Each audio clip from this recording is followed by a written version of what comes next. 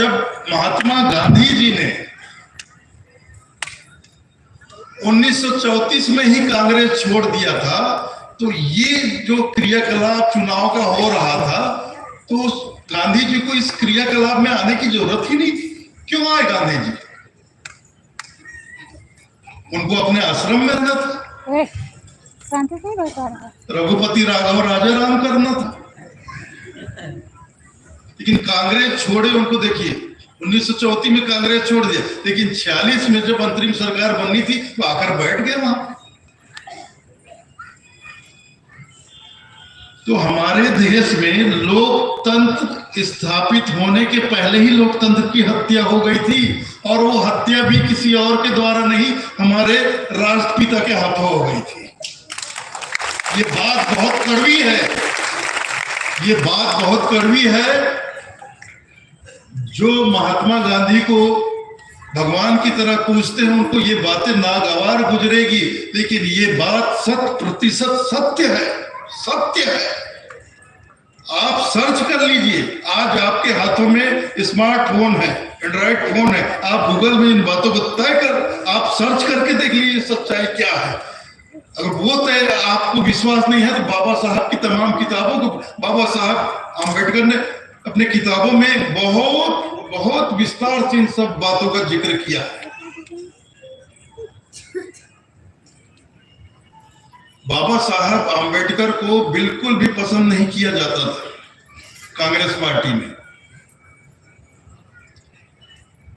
पहली बार जब चुनाव लड़े बाबा साहब आम्बेडकर, बंबई से लड़े, उनके खिलाफ नेहरू जी ने कैंडिडेट खड़ा कर दिया, डमी कैंडिडेट खड़ा कर दिया, और नेहरू जी आम्बेडकर के खिलाफ चुनाव प्रचार के लिए रैली में गए, रैली करके आए। आम्बेडकर जी हार गए चुनाव। इससे दुखी होकर बाबा साहब आम्बेडकर ने कांग्रेस पार्टी छोड़ दी। उन्होंने अपनी एक पार्टी बनाई, अलग पार्टी बनाई। फिर जब दूसरा चुनाव हुआ, अपनी पार्टी से महाराष्ट्र भंडारा से उन्होंने चुनाव लड़ा। तो नेहरू जी ने एक बाबा साहेब आम्बेडकर के खास आदमी थे, खास आदमी थे। जैसे अंतरिम सरकार जब पहले बनी 46 में, और नेहरू जी अलोकतांत्रिक तरीके से प्रधानमंत्री बन गए तानाशाही से, तो मंत्रिमंडल भी बनाया गया। मंत्रिमंडल बना तो उसमें बाबा साहेब आम्बेडकर को कानून मंत्री बनाया गया। और इस प्रक्रिया में भी आप जानते हैं, जब गांधी जी ने सरदार वल्लभ भाई पटेल को हटाकर नेहरू जी को गलत तरीके से बनाया प्रधान, किसी ने विरोध नहीं किया, सिर्फ एक आदमी ने विरोध किया।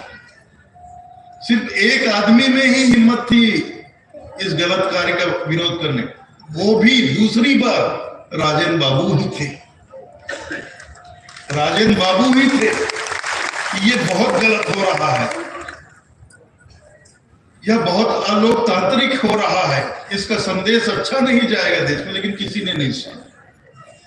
बाद में राजेंद्र बाबू को ही देश का पहला राष्ट्रपति बनाया गया।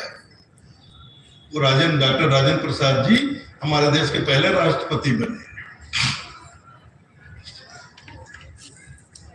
तो दूसरी बार जब उन्होंने अपनी खुद की पार्टी से चुनाव लड़ा, तो जब वो कानून मंत्री थे और कानून मंत्रालय में जो उनका खास आदमी था उनके अंडर,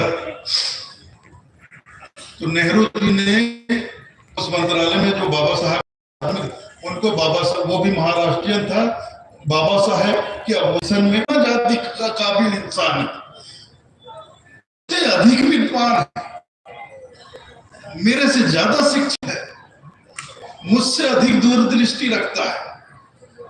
अगर ये सदन में चुनकर आ गए तो पूरे देश में इनका प्रभाव मुझसे भारी पड़ जाएगा, मैं दब जाऊंगा। इसलिए उनको कभी चुनकर आने ही नहीं दिया गया। ये बात बहुत कम लोग जानते हैं, बहुत थोड़े से लोग जानते हैं।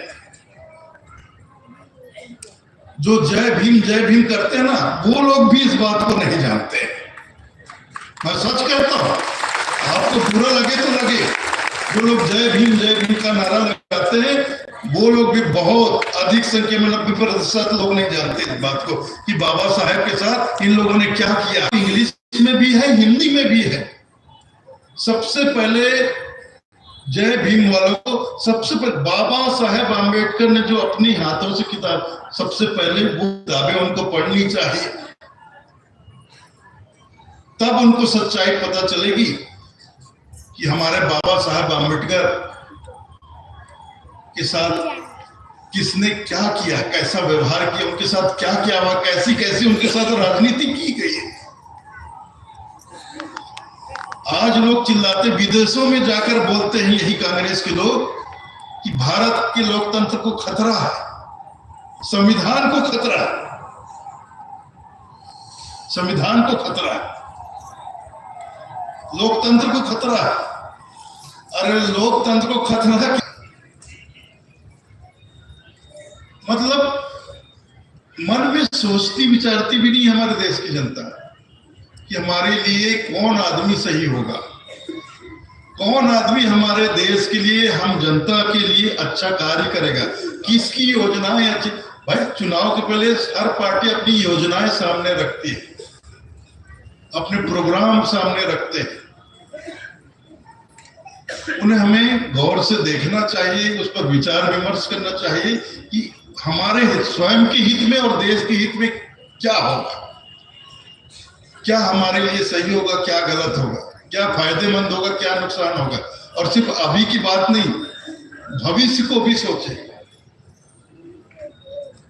जब तक जनता आप शिक्षित नहीं बनेंगे, विवेकवान नहीं बनेंगे, सोच विचार कर आप अपना मतदान नहीं करेंगे, ये वोट इतनी बड़ी शक्ति है, इतनी बड़ी ताकत है, आप अपने एक अपनी वोट की ताकत को आप पहचान नहीं पा रहे हैं, नहीं पहचान पा, हम लोग नहीं पहचानते। एक एक वोट की कीमत अरबों खरबों की है, अरबों खरबों की, और अरबों खरबों के अपने एक मत को, एक वोट को हम लोग 1000, 2000, 4000 रुपए में बेच देते हैं। अरबों खरबों की क्यों बोल रहा हूं? हम 2000 में जो वोट बेच देते हैं, उस वोट के बल पर जो आदमी जीत कर आता है, सरकार बनाता है, फिर वो अरबों और खरबों में खेलता है, और खेलता ही नहीं, अरबों और खरबों रुपए पार करता है देश का। तो ये तभी कर पाता है जब हम अपना वोट उसको देते हैं। हमारा एक एक वोट अरबों खरबों का है भाई, अरबों खरबों आपको नहीं मिलता, लेकिन जिसे आप देते हैं वो अरबों खरबों में खेलने लगता है। मैं यही कहूंगा, जागरूक, बहुत ही जागरूक मतदाता बनिए, देश की जनता बनिए। मैं किसी पार्टी का तरफदारी नहीं करता, मैं किसी भी पार्टी का सपोर्टर नहीं, मेरे तमाम लोगों से अच्छे परिचय है, हर पार्टी के लोग मेरे पास आते हैं, मिलते हैं, जुलते हैं, ना मैं किसी का समर्थक हूं, ना किसी का विरोधी हूं।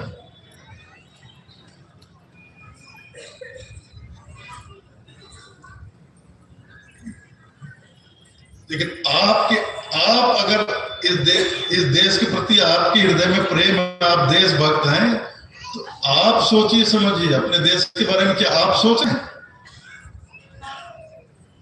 जब यहाँ की जनता ही अपने देश का भला नहीं सोच रही तो उनको क्या पड़ी?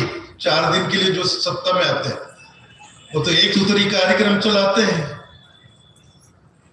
5 साल के लिए सरकार बनी है, अगली बार बने कि नहीं बने कौन जानता है भाई। ये एक बार मौका, 5 साल का मौका मिला, बटोर लो, जितना बटोरना भर लो माल।